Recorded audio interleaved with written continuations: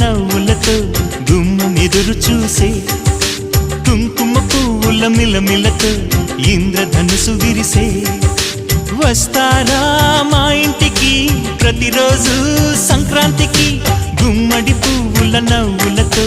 గుమ్మం ఎదురు చూసే కుంకుమ పువ్వుల మిలమిలతో ఇంద్రధనుసు విరిసే